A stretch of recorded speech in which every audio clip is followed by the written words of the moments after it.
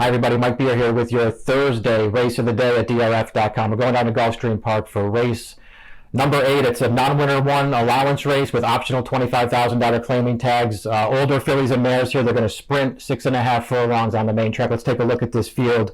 7 are entered. I actually feel like this is a very well-matched kind of field. You can see the morning line favorite there, number 2.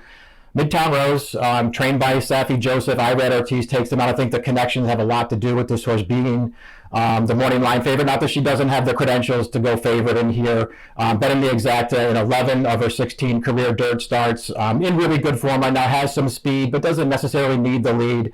There are things to like about her. I do think she's probably favored because of the connections, but she makes a lot of sense in this race and is the horse to beat in a lot of ways. Second choice on the morning line is the number 4 Sky Chaser for Ron Spatz, coming in off of 2 straight victories. The number 5 Flashing Diamond gets some support on the morning line at 7-2. She's another horse who's in pretty good form for Steve Clissaris, and she's second off the layoff in this spot.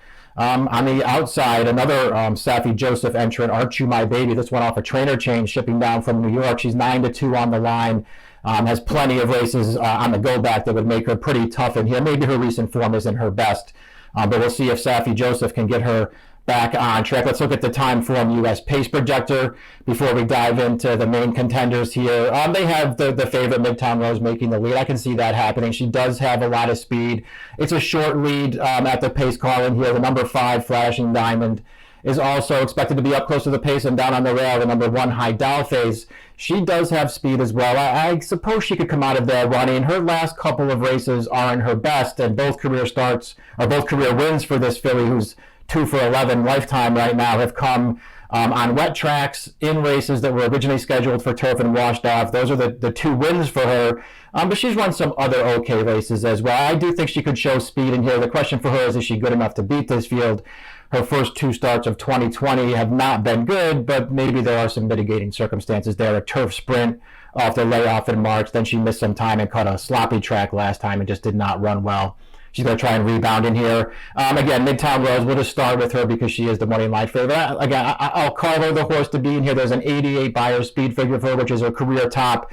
Back in December, that's the last time Irad Ortiz rode this filly. Irad's ridden her twice in her career. They've won both of those races together. The 88 Beyer in December. They also won a race earlier in 2019, also at Gulfstream Park, going 7 furlongs. And listen, her last 3 races, she hasn't won any of those, but she's hit the board every single time.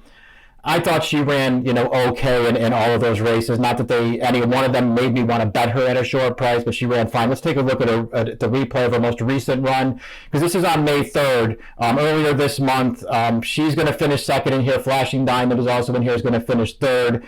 And Crumb Bun, who's also back in this race, Crumb Bun is going to finish 4th. And I thought all 3 of them ran pretty well. The winner of this race is Corey Gale. She's winning for the 3rd consecutive time. She's in really good form right now.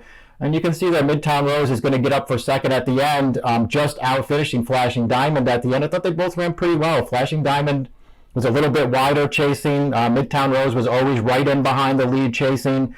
Neither one of them ever looked like they were going to win, but I thought they both ran pretty well in there. I didn't necessarily think that Midtown Rose ran any better than Flashing Diamond did, and she'll be a shorter price in this race, so that's something to think about. But she's obviously a contender in this race. I thought both the 4 and the 5 had a chance to beat the favorite here. Sky Chaser has won 2 races in a row for Ron Spatz. So she's going to cut back in this race. Her most recent win came going a 1-turn mile. That was a race that was rained off the turf. I thought she ran well. She was very game to get up. 2 starts back, sprinting 6 furlongs. She beat 20 claimers, and both of those races she did it from just off the pace. I think that is a point in her favor. She does not need the lead to be effective. Flashing Diamond is another horse. Steve Clissaris claimed this horse last summer out of a blowout win over 12-5 claimers, and he's just kept her in really good form. She's won a couple of other races for Clissaris. The last time we just saw the replay of that race on May 3rd where she was just out finished by Midtown Rose, but she was off of a little bit of a layoff there. That was her first race since February. And I thought she ran, okay in that race. I think she could take a little bit of a step forward here with that race behind her. The one concern with Flashing Diamond is, and she's won 9 times in her career, but each of her last 5 wins have all been where she was able to make the lead early in her races. She is the kind of horse that it seems like as time has gone by, she really wants to be part of the pace. So if she gets up there and gets caught up, maybe racing Midtown Rose early, maybe that won't work so well for Flashing Diamond. But I don't know. I just feel like she's a real player in here, and if the morning line is close to right at 7-2, I think that could be a very fair price on her. We'll see if it holds up. The only other horse I want to touch on is Archu, My Baby, the number 7. The trainer change to Safi Joseph doesn't really mean a whole lot, even though he does a really good job.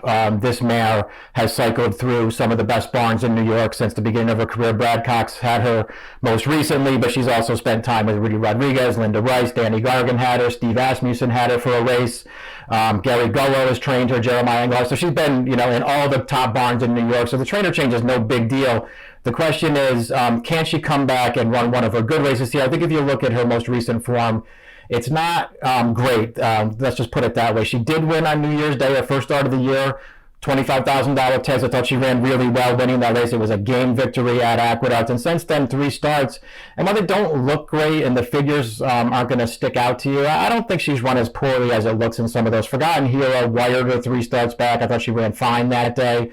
Her most recent start, she bumped into Timely Tradition, who she was just not going to beat that day. I think that buyer speed figure for that race settled at 86, but that was a projected number. It was a much faster raw time. A really nice race from Timely Tradition, who then shipped down to Oaklawn to win again with an 85 buyer. Just in really good form. Archie, My Baby, had no chance to beat her there. And 2-back, that's the disappointing run on a sloppy track that Archie, My Baby's handled before, but she just never looked comfortable over that sloppy track on that day. She never got involved in the race. The margin of defeat there is exaggerated a bit because she was basically wrapped up by her rider before they even got to the 8th pole and just wound up filtering all the way back out to the tail end of that field. She didn't run as poorly as it looks on paper, not that she ran great. She does have back races that would make her a real player in here. And I also feel like it's interesting that this is a mare who began her career at the end of 2016, and she's really never had any layoffs. They've kept her in constant racing. So I feel like this little 74-day break she's getting from March 15th and now could really have done her some good. And throughout her career, only one other really, and they would be considered a layoff in her career. That from June to October in 2017. That's it. She's been in constant racing since then. So I feel like a little bit of time off, a change of scenery here, an outside post as she comes back here at the right level for her. $25,000 is the right level for her to be running at. I think those are all things that add up to her being a real player in here. You might actually get a fair price on her. So that's where I'm going with my top pick in the Thursday race of the day down at Gulfstream, the 8th. I'm going to put Archie, My Baby, on top and make my pick 7-5, 4-2, and just take a little shot here against the morning line favorite, Midtown Rose, who is the horse to beat in here. That's race 8 at Gulfstream Park, your Thursday DRF race of the day. The approximate post time is 4:21 Eastern Time. Good luck.